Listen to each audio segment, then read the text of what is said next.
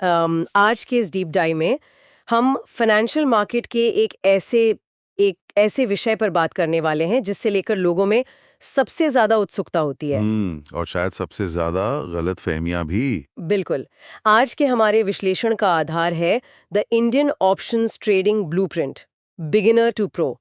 मतलब options trading एक ऐसा शब्द है जिसे सुनते ही कुछ लोगों को रातों रात अमीर बनने का सपना दिखने लगता है। हाँ हाँ। और कुछ लोगों को लगता है कि ये घर बर्बाद करने वाला सबसे खतरनाक जुआ है। एकदम सही। तो आज हमारा मिशन यही है कि इस पूरे कॉन्सेप्ट को बिल्कुल आसान भाषा में डिकोड किया जाए।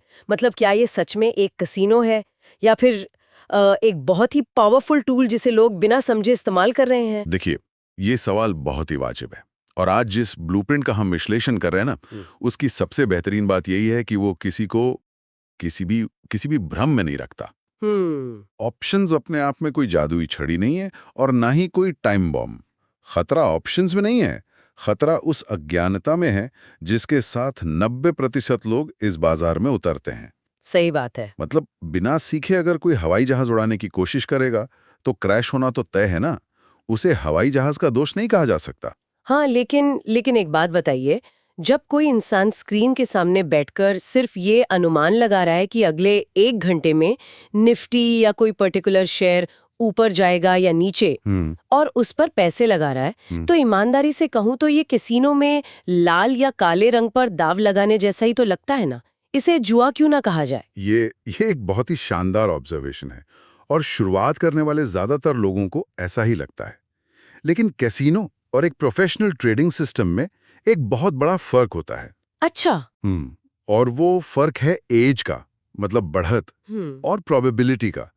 कसीनो में दांव पूरी तरह से किस्मत पर आधारित होता है। वहां कोई लॉजिक नहीं है कि रूले व्हील की गेंद किस नंबर पर रुकेगी। कोई डेटा नहीं होता वहां। बिल्कुल। लेकिन फाइनेंशियल मार्केट्स में डेटा होता है, कंपनियों की परफॉर्मेंस होती है, ग्लोबल ट्रेंड्स होते हैं और प्राइस एक्शन होता है। तो जुआ कब बनता है? ऑप्शंस ट्रेडिंग जुआ तब बनती है जब कोई बिना इस डेटा को समझे सिर्फ उम्मीद पर ट्रेड लेता है। लेकिन अगर एक सिस्टम को फॉलो किया जाए तो ये कैलकुलेटेड बिजनेस है। Calculated business. तो चलिए इस बिजनेस के सबसे बुनियादी सवाल पर आते हैं। जो लोग मार्केट को थोड़ा बहुत समझते हैं, उन्हें शेयर्स खरीदना और बेचना तो पता है। हाँ। लेकिन ये ऑप्शन असल में क्या भला है? शब्दकोश के हिसाब से तो ऑप्शन का मतलब विकल्प होता है। तो ट्रेडिंग में इसका क्या मतलब है? इसे समझने के लिए हमें इसके बुनियादी डिजाइन पर जाना होगा। ट्रेडिंग की भाषा में ऑप्शन का अर्थ है अधिकार, यानी राइट। लेकिन यह कोई बाध्यता या ऑब्लिगेशन नहीं है। अधिकार और बाध्यता। इसे थोड़ा रोजमर्रा की जिंदगी के किसी उदाहरण से समझते हैं। बिल्कुल। मान लीजिए मुझे ये कॉन्सेप्ट किसी ऐसे इंसान को समझाना है जिसने जिंदगी में कभी ट्रेडिंग टर्मिनल देखा ही नहीं है। तो स्रोत में एक जमीन का उदाहरण था ना। हाँ, रियल एस्टेट का एक बहुत ही क्लासिक उदाहरण है ब्लूप्रिंट में। चलिए उसी को लेते हैं। मान लीजिए कि एक जमीन है जिसकी कीमत आज 50 लाख रुपए है। ठीक है। अब किसी को कहीं से खबर मिलती है कि अगले 1 महीने में उस जमीन के पास से एक बड़ा हाईवे गुजरने वाला है। जाहिर है, अगर हाईवे बना तो जमीन की कीमत 50 लाख से बढ़कर 60 या 70 लाख हो सकती है। लेकिन लेकिन जमीन खरीदने के लिए अभी 50 लाख रुपए तो होने चाहिए ना। और यही तो कैच है। वो व्यक्ति उस जमीन के मालिक के पास जाता है और कहता है, मैं 1 महीने बाद ये जमीन 50 लाख में ही खरीदना चाहता हूं। इस डील को लॉक करने के लिए मैं आज आपको 1 लाख रुपए का टोकन अमाउंट दे रहा हूं। अच्छा, तो उसने डील लॉक कर ली। हाँ, जमीन का मालिक राजी हो जाता है और वो 1 लाख रुपए ले लेता है। ये जो 1 लाख रुपए का टोकन अमाउंट है ना, ट्रेडिंग की दुनिया में इसे ही प्रीमियम कहा जाता है। ओहो, तो मतलब उस व्यक्ति ने 1 लाख रुपए देकर उस जमीन को 50 लाख में खरीदने का अधिकार यानी राइट बुक कर लिया। सटीक, एकदम सही। अब 1 महीने बाद दो ही बातें हो सकती हैं। पहला सिनारियो देखते हैं। हाईवे का प्रोजेक्ट पास हो गया, जमीन की कीमत 70 लाख हो गई। लेकिन उस व्यक्ति के पास तो डील लॉक है। वो जमीन के मालिक को 50 लाख देगा और 70 लाख की जमीन उसकी हो गई। उसने अपना मुनाफा कमा लिया। लेकिन अगर हाईवे का प्रोजेक्ट कैंसिल हो गया तो? वही दूसरा सिनारियो है। अगर उस जमीन की कीमत गिरकर 40 लाख हो गई, तब तो वो फंस जाएगा क्योंकि उसने 50 लाख में खरीदने का वादा किया था। और यहीं पे ऑप्शंस का सबसे बड़ा जादू सामने आता है। हमने शुरुआत में क्या कहा था? कि ये एक अधिकार है, बाध्यता नहीं। बिल्कुल। अगर जमीन की कीमत 40 लाख हो जाती है तो उस व्यक्ति के ऊपर कोई कानूनी दबाव नहीं है कि उसे वो जमीन 50 लाख में खरीदनी ही पड़ेगी। वो बस डील से पीछे हट सकता है। अरे वाह, जमीन का मालिक उसे मजबूर नहीं कर सकता? नहीं कर सकता। लेकिन उसका वो 1 लाख रुपए का जो टोकन अमाउंट था? हाँ, वो टोकन अमाउंट यानी उसका प्रीमियम डूब जाएगा। जमीन का मालिक वो 1 लाख रुपए रख लेगा। और यही ऑप्शंस ट्रेडिंग का सबसे अहम नियम है। क्या नियम? कि एक ऑप्शन खरीदने वाले का जो अधिकतम नुकसान होता है, जो मैक्सिमम लॉस है, वो सिर्फ उसके द्वारा दिए गए प्रीमियम तक ही सीमित रहता है। मतलब रिस्क सिर्फ 1 लाख का है। हाँ, लेकिन अगर उसका अनुमान सही निकलता है तो उसका मुनाफा असीमित हो सकता है। सीमित जोखिम और असीमित संभावना का यही वो ढांचा है जो ऑप्शंस को इतना ज्यादा आकर्षक बनाता है। ये उदाहरण वाकई आंखें खोलने वाला है। तो अब जब भी कोई ट्रेडर स्क्रीन पर किसी ऑप्शन का प्रीमियम देखता है तो उसे ये समझना चाहिए कि वो बस एक टोकन मनी दे रहा है। बिल्कुल, एक बड़े एसेट को कंट्रोल करने के लिए। अब इस ब्लूप्रिंट में 2 शब्दों का बहुत जिक्र है जो हर शुरुआत करने वाले को कंफ्यूज करते हैं, कॉल और पुट। ये क्या है? इसे बहुत ही आसान रखते हैं। ये पूरी तरह से दिशा का खेल है, मतलब डायरेक्शन का। ठीक है। अगर मार्केट को लेकर नजरिया बुलिश है, यानी पूरी उम्मीद है कि किसी शेयर या इंडेक्स की कीमत ऊपर जाएगी, तो उस दिशा का फायदा उठाने के लिए कॉल ऑप्शन खरीदा जाता है। और इसके ठीक विपरीत, अगर लग रहा है कि मार्केट क्रैश होने वाला है या कीमत गिरेगी, यानी नजरिया बेरिश है। हाँ, बेरिश है, तो उस गिरते हुए बाजार से पैसा बनाने के लिए पुट ऑप्शन खरीदा जाता है। तो बुलिश के लिए कॉल और बेरिश के लिए पुट। एकदम सही। और दिशा के इस खेल के साथ एक और ऐसी चीज जुड़ी है जो ऑप्शंस के नशे को और बढ़ा देती है। वो क्या है? वो है लीवरेज। उफ, लीवरेज, ये शब्द सुनते ही मुझे थोड़ा डर भी लगता है। लीवरेज का सीधा सा मतलब है कम पैसे लगाकर बहुत बड़ा एक्सपोजर लेना। ये ऑप्शंस में कैसे काम करता है? चलिए इसे नंबर से समझते हैं। मान लीजिए रिलायंस का एक शेयर 3000 रुपए का है। अगर कोई सीधा उस शेयर को कैश मार्केट में खरीदना चाहे तो उसे पूरे 3000 रुपए देने होंगे। जाहिर है। अगर शेयर 10% बढ़ता है यानी 300 रुपए, तो उसे 300 रुपए का फायदा होगा। ये एक सीधा और सुरक्षित तरीका है। लेकिन ऑप्शंस में कहानी अलग है। बिल्कुल। उसी रिलायंस के शेयर का एक ऑप्शन शायद सिर्फ 100 रुपए के प्रीमियम पर मिल जाए। मतलब 3000 की चीज का एक्सपोजर सिर्फ 100 रुपए में। ये तो किसी सुपर पावर की तरह लगता है। हाँ, यही कारण है ना कि रिटेल ट्रेडर्स जिनके पास कैपिटल कम होता है वो ऑप्शंस की तरफ चुंबक की तरह खींचे चले आते हैं। एकदम सही कहा आपने। जो काम कैश मार्केट में करने के लिए लाखों रुपए चाहिए, ऑप्शंस मार्केट में वही एक्सपोजर कुछ हजार रुपयों में मिल जाता है। लेकिन एक बड़ा लेकिन है। बहुत बड़ा। ब्लूप्रिंट स्पष्ट चेतावनी देता है कि लीवरेज एक दो-धारी तलवार है। जितना लुभावना ये एक्सपोजर लगता है, बिना जानकारी के ये उतना ही विनाशकारी हो सकता है। विनाशकारी कैसे? जरा इसे समझाएं। अगर रिस्क सिर्फ प्रीमियम तक सीमित है, जैसे कि आपने अभी जमीन वाले उदाहरण में बताया, तो फिर ऑप्शंस में लोग अपने पूरे बैंक अकाउंट कैसे खाली कर बैठते हैं?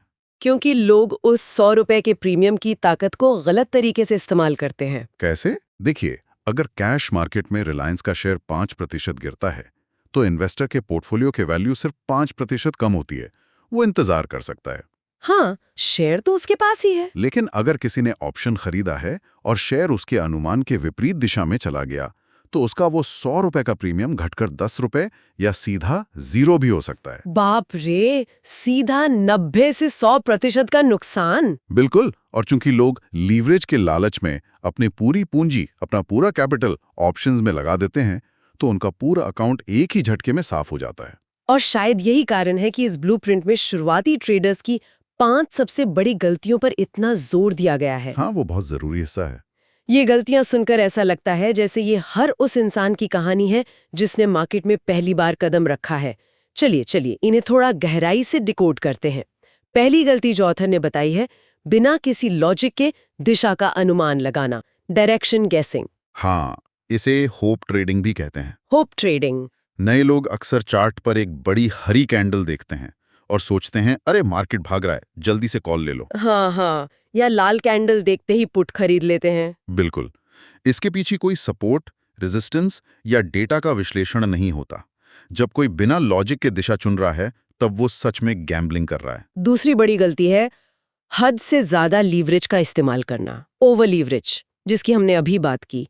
अगर किसी के अकाउंट में 25,000 रुपए हैं, तो वो पूरे 25,000 के ऑप्शंस खरीद लेता है। इसे इस तरह से देखिए, अगर कोई अपनी गाड़ी की टॉप स्पीड मान लीजिए 200 किलोमीटर प्रति घंटा पर गाड़ी चला रहा है, तो एक छोटा सा कंकड़ भी उसकी गाड़ी को पलटने के लिए काफी है। बहुत सही बात है। ओवर लीवरेज वही टॉप स्पीड है।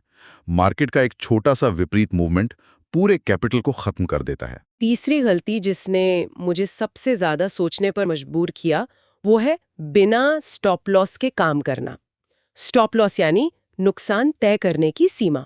अगर पता है कि मार्केट में रिस्क है, तो लोग स्टॉप लॉस क्यों नहीं लगाते? इसके पीछे इंसान का ईगो और उम्मीद काम करती है। जब ट्रेड नुकसान में जाने लगता है तो इंसान उसे काटना नहीं चाहता। सच में वो बस स्क्रीन को देखता रहता है। हाँ, वो स्क्रीन को घुरता रहता है और प्रार्थना करता है कि बस एक बार प्राइस वापस ऊपर आ जाए, मैं बिना नुकसान के बाहर निकल जाऊंगा। और ऐसा होता नहीं है। नहीं होता। और इसी उम्मीद में एक छोटा सा 2000 का नुकसान बढ़कर 20,000 का हो जाता है। बिना स्टॉप लॉस के ट्रेडिंग करना बिना ब्रेक की गाड़ी पहाड़ से नीचे उतारने जैसा है। बहुत ही सटीक उपमा है। आप चौथी गलती पर आते हैं, जो बहुत ही दिलचस्प है। एक्सपायरी के दिन ट्रेडिंग करना। अब जो लोग नहीं जानते उन्हें बता दूं कि हर ऑप्शन कॉन्ट्रैक्ट की एक एक्सपायरी डेट होती है, लेकिन एक्सपायरी के दिन ऑप्शंस बहुत सस्ते मिल रहे होते हैं। 50 रुपए का प्रीमियम उस दिन 5 रुपए में मिल जाता है। हाँ, बिल्कुल। तो ये तो अच्छी बात है ना, सस्ते में ट्रेड मिल रहा है। फिर इसे गलती क्यों कहा गया है? क्योंकि लोगों को वो 5 रुपए का प्रीमियम एक लॉटरी की टिकट जैसा लगता है। उन्हें लगता है कि 5 रुपए का प्रीमियम एक्सपायरी के दिन मूवमेंट आने पर 50 या 100 रुपए का हो सकता है। और ऐसा होता भी है, जिसे लोग हीरो जीरो ट्रेड कहते हैं। होता है, लेकिन हकीकत यह है कि एक्सपायरी के दिन मार्केट के उतार चढ़ाव बहुत खतरनाक स्तर पर होते हैं। वोलेटिलिटी बहुत हाई होती है। 90% मामलों में वो 5 रुपए का प्रीमियम शाम तक 0 हो जाता है। सस्ता देखकर कचरा खरीदना कोई इन्वेस्टमेंट नहीं है। और यहीं से हम पहुंचते हैं पांचवी और इस पूरी डीप डाइव की सबसे महत्वपूर्ण गलती पर। जी, प्रीमियम डिके को नजरअंदाज करना। सबसे जरूरी पॉइंट। ऑथर ने इसे टाइम डिके या थीटा का नाम दिया है। ईमानदारी से कहूं तो ये एक ऐसा कॉन्सेप्ट है जो ज्यादातर लोगों के सिर के ऊपर से निकल जाता है। और यही वो कॉन्सेप्ट है जो ऑप्शंस ट्रेडिंग का सबसे बड़ा सच है। इस ब्लूप्रिंट का सबसे पावरफुल वाक्य है, time works against the buyer. मतलब समय हमेशा ऑप्शन खरीदने वाले का दुश्मन होता है। मुझे ये थोड़ा और आसान भाषा में समझाइए। हमने शुरुआत में कहा था कि दिशा सही होनी चाहिए। हाँ। अगर मेरा नजरिया बुलिश है और मार्केट ऊपर ही जा रहा है तो मुझे फायदा होना चाहिए। फिर ये समय बीच में कहां से आ गया? चलिए इसे एक इमेजिनेशन से समझते हैं। सोचिए कि किसी के हाथ में एक बड़ा सा बर्फ का टुकड़ा है और उसे वो बर्फ 1 किलोमीटर दूर जाकर बेचनी है। ठीक है। वो बिल्कुल सही दिशा में दौड़ रहा है, लेकिन क्या होगा अगर वो बहुत धीरे धीरे चले? जाहिर है, जब तक वो वहां पहुंचेगा बर्फ पिघल चुकी होगी। बस यही टाइम डिके या थीटा है। जब कोई एक ऑप्शन खरीदता है तो वो सिर्फ दिशा पर दांव नहीं लगा रहा होता, वो मार्केट की रफ्तार पर भी दांव लगा रहा होता है। अच्छा, स्पीड पर भी? हाँ, अगर किसी ने कॉल ऑप्शन लिया और मार्केट सोची हुई दिशा में ही जा रहा है, लेकिन बहुत ही धीमी गति से जा रहा है, या फिर एक ही जगह पर रुक गया है, बिल्कुल, तो समय गुजरने के साथ साथ उस ऑप्शन का प्रीमियम पिघलने लगेगा। इंसान दिशा में सही हो सकता है, लेकिन टाइमिंग में गलत होने की वजह से वो पैसे हार जाएगा। ऑप्शन बायर को मार्केट में मोमेंटम और स्पीड चाहिए होती है। ओहो, ये तो सच में दिमाग हिला देने वाला कॉन्सेप्ट है। मतलब अगर कोई ऑप्शन बायर है तो उसे सही दिशा भी चाहिए, और वो भी तुरंत। बिल्कुल तुरंत। और इसके ठीक उलट, जो इंसान ऑप्शन बेचता है यानी ऑप्शन सेलर, समय उसका दोस्त होता है। सेलर को स्पीड नहीं चाहिए। सेलर को कोई रफ्तार नहीं चाहिए। अगर मार्केट कहीं नहीं जाता, बस एक ही दायरे में फंसा रहता है, तब भी बर्फ पिघलेगी, यानी टाइम डिके होगा, और वो पिघला हुआ सारा प्रीमियम सेलर की जेब में चला जाएगा। तो अगर गणित इस तरह से काम करता है कि समय हमेशा खरीदने वाले के खिलाफ है और बाजार में शुरुआत करने वाले ज्यादातर लोग कैपिटल कम होने की वजह से ऑप्शंस खरीदते ही हैं, तो क्या उनके लिए बचने का कोई सुरक्षित रास्ता है ही नहीं? ऐसा नहीं है। क्या ये एक हारा हुआ खेल है? ऐसा नहीं है कि ये हारा हुआ खेल है, लेकिन इसे खेलने के नियम बहुत कड़े हैं। और यही वो सेफ स्ट्रैटेजी है जो इस ब्लूप्रिंट में बिगिनर्स के लिए डिजाइन की गई है। क्या है वो नियम? इसके 4 बहुत ही स्पष्ट नियम हैं। पहला, ट्रेंड की पहचान।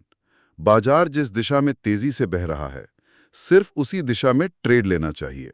उल्टी गंगा में तैरने की कोशिश कभी नहीं करनी चाहिए। समझ गए। और दूसरा नियम जो स्रोत में दिया है वो थोड़ा टेक्निकल है। उसमें लिखा है हमेशा एटीएम ऑप्शंस का ही चुनाव करें। अब जो लोग सुन रहे हैं उनके लिए इस एटीएम यानी एट द मनी को थोड़ा डिकोड कर देते हैं। स्क्रीन पर तो दर्जनों स्ट्राइक प्राइस दिखते हैं, कोई 10 रुपए का, कोई 200 रुपए का। ये एटीएम क्या होता है? इसे समझना बहुत बहुत जरूरी है।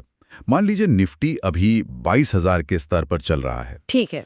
तो 22,000 का जो कॉल या पुट ऑप्शन होगा उसे एट द मनी या एटीएम कहेंगे। नए लोग सबसे बड़ी गलती ये करते हैं कि वो सस्ता ऑप्शन ढूंढते हैं। हाँ बिल्कुल। निफ्टी चल रहा है 22,000 पर और वो खरीद लेंगे 23,000 का कॉल ऑप्शन जो शायद सिर्फ 20 रुपए का मिल रहा हो। इसे आउट ऑफ द मनी यानी ओटीएम कहते हैं। तो सस्ते ओटीएम ऑप्शंस में क्या बुराई है? बुराई ये है कि उसमें कोई असली वैल्यू नहीं होती, कोई इंट्रिंसिक वैल्यू नहीं होती। वो पूरा का पूरा सिर्फ हवा या समय की वैल्यू है। वही बर्फ वाला उदाहरण। एकदम। और जैसा हमने देखा, ये हवा बहुत तेजी से पिघलती है। एटीएम ऑप्शंस थोड़े महंगे जरूर होते हैं, लेकिन उनमें मार्केट की हलचल के साथ प्रॉफिट देने की ताकत ज्यादा होती है और वो इतनी तेजी से जीरो नहीं होते। ये एक बहुत ही प्रैक्टिकल सलाह है। मतलब सस्ते के लालच में ओटीएम का कचरा नहीं खरीदना चाहिए, हमेशा एटीएम पर फोकस करना चाहिए। बिल्कुल। इसके बाद तीसरा नियम है क्वांटिटी छोटी रखना और चौथा नियम है स्टॉप लॉस एकदम फिक्स्ड होना। हाँ, और ये दोनों नियम हमें सीधा रिस्क मैनेजमेंट की ओर ले जाते हैं। ऑप्शंस असल में स्ट्रैटेजी का नहीं बल्कि रिस्क मैनेज करने का गेम है। ब्लूप्रिंट का सबसे कड़ा नियम है 2% रूल। 2% रूल। किसी भी एक ट्रेड में कुल ट्रेडिंग पूंजी का 2% से ज्यादा रिस्क पर नहीं होना चाहिए। इसे थोड़ा प्रैक्टिकली समझते हैं। मान लीजिए किसी के ट्रेडिंग अकाउंट में 1 लाख रुपए हैं, तो 2% रूल के हिसाब से उसे क्या करना चाहिए? इसका सीधा सा मतलब है कि वो कोई भी ट्रेड ले, उसका स्टॉप लॉस इस तरह से सेट होना चाहिए कि अगर ट्रेड गलत साबित होता है तो उसे किसी भी हालत में 2,000 रुपए से ज्यादा का नुकसान न हो। 1 लाख का 2%। लेकिन 2% ही क्यों? ज्यादा रिस्क क्यों नहीं ले सकते? क्योंकि यह आपको बाजार में टिके रहने की ताकत देता है। अगर कोई हर ट्रेड में सिर्फ 2% रिस्क लेता है तो उसका अकाउंट खाली होने के लिए उसे लगातार 50 बार गलत साबित होना पड़ेगा। और लगातार 50 बार गलत होना तो सांख्यिकी के हिसाब से लगभग असंभव है।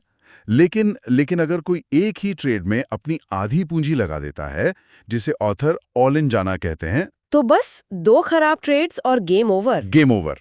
क्या बात है! ये गणित सच में आंखों से पर्दा हटाने वाला है।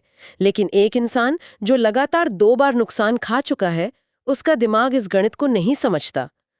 वो शिकार हो जाता है भावनाओं का। बिल्कुल। ब्लूप्रिंट भी एक नियम बताता है, कभी भी रिवेंज ट्रेड ना करें। ये रिवेंज ट्रेड क्या है? रिवेंज ट्रेड यानी बाजार से बदला लेना। जब किसी ट्रेडर का नुकसान हो जाता है तो उसका ईगो हर्ट होता है। वो गुस्से में बिना कोई लॉजिक देखे तुरंत एक और ट्रेड ले लेता है, सिर्फ अपना नुकसान रिकवर करने के लिए। और नुकसान और बढ़ जाता है। हाँ, और यहीं से एंट्री होती है ट्रेडिंग साइकोलॉजी की। एक ट्रेडर स्क्रीन पर कैंडलस्टिक से नहीं लड़ रहा होता, वो अपने खुद के दिमाग से लड़ रहा होता है। बिल्कुल। और इस ब्लूप्रिंट के अनुसार इंसान की 3 सबसे बड़ी मनोवैज्ञानिक बाधाएं होती हैं। हाँ। पहला है डर यानी हाँ। फियर, दूसरा है लालच यानी ग्रीड, और तीसरा है फोमो यानी कुछ छूट जाने का डर, फियर ऑफ मिसिंग आउट। आप एक ट्रेडर की असल जिंदगी की कल्पना कीजिए। जब वो ट्रेड में एंटर करता है और ट्रेड थोड़ा सा प्रॉफिट दिखाने लगता है, तो उसके अंदर डर पैदा हो जाता है कि कहीं ये प्रॉफिट वापस ना चला जाए। तो वो जल्दी निकल जाता है। वो बहुत जल्दी एक छोटे से प्रॉफिट के साथ बाहर निकल जाता है। लेकिन जब ट्रेड नुकसान में जाने लगता है, तब उसका लालच और उम्मीद हावी हो जाती है कि मार्केट वापस घूमेगा। सटीक। वो प्रॉफिट जल्दी बुक करता है और लॉस को होल्ड करके रखता है। ये ट्रेडिंग का सबसे घातक पैटर्न है। और फोमो तब होता है जब एक ट्रेडर देखता है कि मार्केट अचानक 500 पॉइंट भाग गया। उसे लगता है कि दुनिया पैसे कमा रही है और वो पीछे रह गया। तो वो भागती ट्रेन में चढ़ने की कोशिश करता है। बिल्कुल। इस घबराहट में वो एकदम टॉप पर जाकर ऑप्शन खरीद लेता है, बिना ये देखे कि मूवमेंट अब खत्म हो चुका है। इन सब बातों को सुनकर मुझे ऑथर का वो निष्कर्ष बिल्कुल सही लग रहा है कि ऑप्शंस में कोई स्ट्रैटेजी पैसा नहीं कमा कर देती, बल्कि अनुशासन यानी डिसिप्लिन पैसा कमा कर देता है। 100% सही बात है। अगर किसी के पास दुनिया का सबसे बेहतरीन इंडिकेटर है, लेकिन उसे अपने लालच और डर पर काबू नहीं है, तो वो फिर भी पैसा गवा ही देगा। तो अनुशासन ही वो सीमेंट है जो उस पूरे ब्लूप्रिंट को जोड़कर रखता है। अगर नियम तय हैं, रिस्क 2% पर फिक्स्ड है, सिर्फ एटीएम में काम हो रहा है और भावनाओं पर काबू है, तभी ऑप्शंस नाम की इस दोधारी तलवार को एक सर्जिकल टूल की तरह इस्तेमाल किया जा सकता है। तो इस पूरी चर्चा को अगर हम समेटें, तो the Indian options trading blueprint का संदेश एकदम शीशे की तरह साफ है। ऑप्शंस ट्रेडिंग कोई रातों रात लखपति बनने की स्कीम नहीं है। नहीं, बिल्कुल नहीं। इसे पहले गहराई से समझें, बहुत ही छोटी पूंजी से शुरुआत करें, स्टॉप लॉस को अपना सबसे अच्छा दोस्त बनाएं और निरंतरता यानी कंसिस्टेंसी पर फोकस करें। यह एक जुआ नहीं, बल्कि एक स्किल है जो रातों रात नहीं, बल्कि हजारों घंटों की स्क्रीन टाइमिंग और एक सख्त सिस्टम के साथ विकसित होती है। बिल्कुल। और जो लोग इस स्किल को बिना समझे शॉर्टकट ढूंढते हैं, बाजार बहुत ही बेदर्दी से उनका पैसा उन लोगों की जेब में ट्रांसफर कर देता है जिनके पास सिस्टम और धैर्य है। ये एक बहुत ही कड़वा लेकिन जरूरी सच है। इस डीप डाइव में हमने देखा कि कैसे सही जानकारी और अनुशासन अज्ञानता को मात दे सकते हैं। लेकिन इस पूरी चर्चा, खासकर उस टाइम डीके और बर्फ के पिघलने वाले हिस्से से, एक बहुत ही गहरा विचार सामने आता है। वो क्या? आज के इस विश्लेषण को खत्म करते हुए एक सवाल है जिस पर विचार किया जाना चाहिए। अगर ऑप्शंस के इस पूरे खेल में समय हमेशा खरीदने वाले के खिलाफ और बेचने वाले के पक्ष में काम करने के लिए डिजाइन किया गया है, तो क्या वित्तीय बाजार का ये पूरा ढांचा ही जानबूझकर इस तरह से बनाया गया है कि जो लोग छोटे पैसे से उम्मीद खरीदते हैं वे लगातार हारते रहें? ये एक बहुत ही गहरा सवाल है। और जिन बड़े खिलाड़ियों के पास इंतजार करने का धैर्य और अथाह पूंजी है, वे लगातार जीते रहें? क्या असली ट्रेडिंग महज सही दिशा चुनने की कला है, या फिर समय को अपने पक्ष में मोड़ने का विज्ञान? सोचने वाली बात है।